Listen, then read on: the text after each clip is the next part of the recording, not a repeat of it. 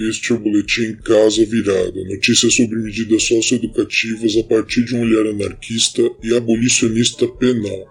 Neste boletim apresentamos semanalmente notícias sobre medidas socioeducativas sobre as cadeias juvenis do Brasil e da América do Sul e sobre o meio aberto na cidade de São Paulo.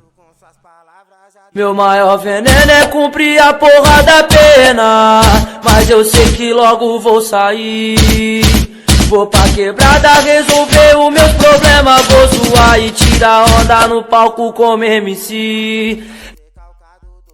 E dando sequência a mais uma edição aqui do Boletim Casa Virada sobre as notícias dos serviços socioeducativos em meio aberto aqui da cidade de São Paulo, hoje nós vamos falar sobre a atuação precária de alguns serviços de medida socioeducativa em meio aberto em que técnicos e técnicas têm realizado a elaboração de PIA, o Plano Individual de Atendimento, dos adolescentes e das adolescentes que estão em cumprimento de medida socioeducativa em meio aberto a partir de apenas um atendimento, somente um atendimento. Chegou então aqui para nós a denúncia de que existem serviços que os técnicos têm elaborado um relatório de tamanha complexidade, que é o PIA, no qual é um relatório em que vai apontar o que o adolescente vai cumprir na medida socioeducativa, seja ela de liberdade assistida ou de prestação de serviço à comunidade, a partir de apenas um atendimento que é realizado junto com o adolescente ou com a adolescente. Esse relatório é um relatório que ele tem que ser composto por diversos elementos da vida do adolescente, desde processo de escolarização, atendimento à saúde, profissionalização, esporte, lazer e cultura, visita domiciliar, enfim, e os objetivos aí que são declarados pelo adolescente ou pela adolescente do que ele entende e do que ele se propõe a fazer durante o processo de cumprimento da medida. Ocorre que então tem serviços que estão fazendo atendimento apenas uma vez com os adolescentes e apenas nesse atendimento ele vai elaborar o plano individual de atendimento, sem considerar aspectos do território, sem realizar nenhum tipo de articulação com a rede socioassistencial, seja por via da saúde, seja por via da educação, para tentar entender aí a complexidade da vida desse jovem ou dessa jovem.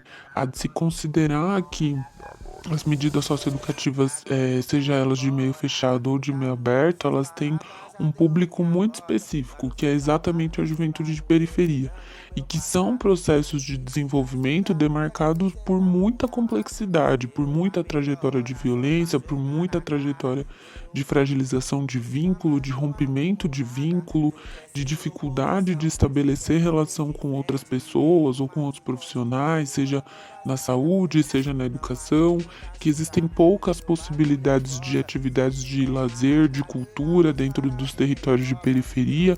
Então, pensar em elaborar um relatório com tamanha complexidade, com trajetórias de tamanha complexidade também, a partir de apenas um relatório, de um atendimento, é você simplificar toda a vida daquele adolescente e daquela adolescente em apenas 30 minutos, quiçá 40 de atendimento. Então, você não consegue minimamente estabelecer um vínculo com aquele jovem ou com aquela jovem, para tentar compreender todos os processos de vida desse adolescente ou dessa adolescente, que eles são muito mais além do que simplesmente uma frequência e desempenho escolar ou uma consulta médica ou jogar bola no final do dia, Existem várias outras demarcações aí complexas, seja no contexto da vida familiar, na relação familiar, na relação com a escola, que não pode ser resumido em apenas um diálogo, São processos extensos, de diálogos extensos, até que você consiga pensar nessa complexidade enquanto técnico de uma forma a garantir maior propositura de ação durante a trajetória de cumprimento de medida.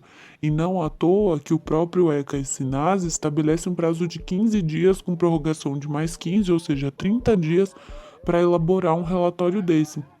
E aí vem os técnicos com muito pouco comprometimento com relação à atuação junto com os adolescentes e com as adolescentes e elaboram um PIA a partir de um atendimento, ou seja, resume-se então de que esse técnico ou essa técnica ela está muito mais numa numa propositura de prejuízo ao adolescente e à adolescente, do que necessariamente pensar em qualquer tipo de processo pedagógico que seja possível desenvolver na execução das medidas socioeducativas em meio aberto. Fundação Casa evoluiu, o meu grau de ódio tratado como os animais, pior que um zoológico. A Intercept Brasil publicou uma matéria em 24 de setembro sobre as unidades do Degase no Rio de Janeiro, conversando com 3 jovens que vivenciaram a privação de liberdade e que narram estabelecimentos insalubres, podres, cheios de bichos, falta de água, falta de atendimento médico, espancamento, lotação, falta de acesso à escola, de acesso a outros cursos, de diminuição de tempo de visita, de ausência de atividades. A verdade é que quem está preso no Degase está sim mais perto do inferno. O G1 publicou também no dia 25 de setembro sobre a superlotação nas unidades de medida socioeducativa de internação no Acre. Faltam mais de 250 vagas por lá e o estado ocupa a segunda colocação no índice de superlotação, com 92,5%, perdendo só para Pernambuco com um índice de 109,23%. O tempo de internação de jovens no Acre é de um pouco mais de 31 meses. Sou candidato a estar na Cracolândia com a pele marcada pelo selo de qualidade da Fundação Casa. Continuando aqui com as notícias sobre encarceramento juvenil na América Latina, hoje a gente vai ver o caso do Uruguai. Nesse país, o Código da Criança e do Adolescente de 2004 estabelece as medidas socioeducativas e tem um modelo bem parecido com o brasileiro. Um ponto importante é que lá, adolescentes entre 15 e 18 anos acusados de crimes graves são presos preventivamente até o momento do julgamento, acabando com o direito dessas pessoas a responder em liberdade. Outro ponto é que eles e elas são presas separadamente de outras crianças e jovens, o que não faz sentido se você pensar do ponto de vista socioeducativo, que supostamente tenta promover um reajuste da criança ao convívio com a sociedade, com o outro, e também valoriza a criação de laços de amizade. Só faz sentido se você pensar pelo viés punitivo, que priva esses e essas adolescentes de conviver com mais pessoas. Além disso, para qualquer tipo de crime, as medidas socioeducativas podem durar até 5 anos. Outro ponto que chama atenção no caso uruguaio são aquelas crianças e adolescentes que, de acordo com o juiz, estão em uma situação de abandono familiar. De acordo com o Sistema de Proteção à Infância, elas têm que ser internadas no Centro de Atenção Integral 24 horas.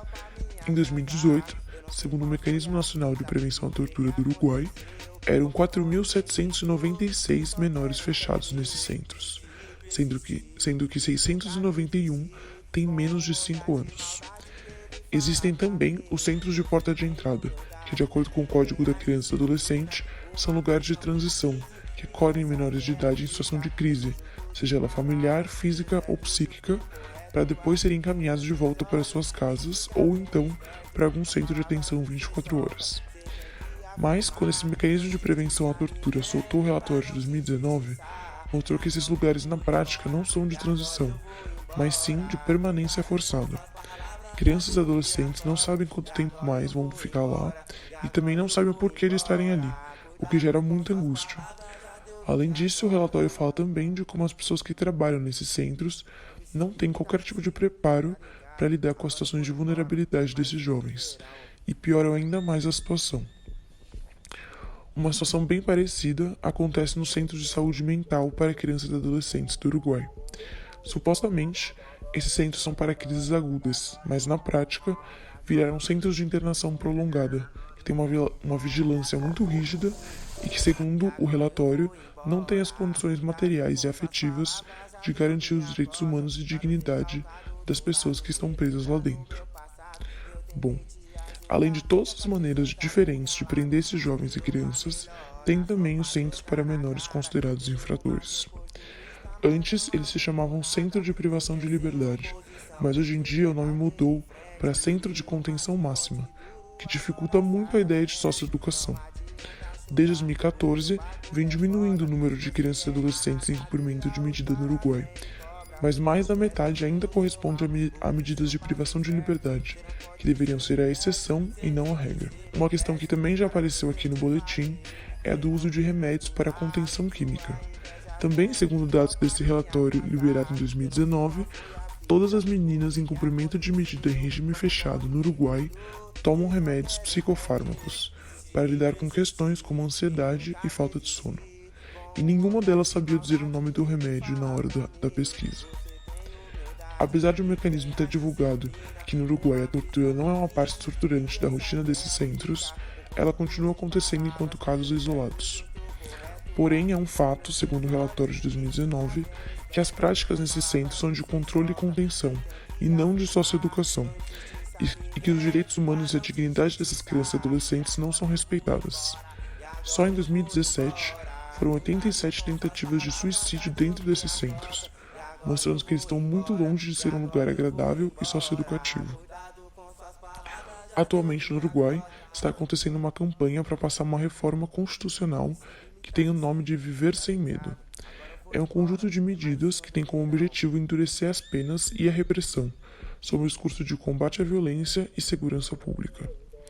Questões como permitir que militares patrulhem as ruas e realizem trabalho da polícia, assim como a possibilidade de penas perpétuas, vão ser colocadas para votação em um plebiscito que deve acontecer no final do próximo mês.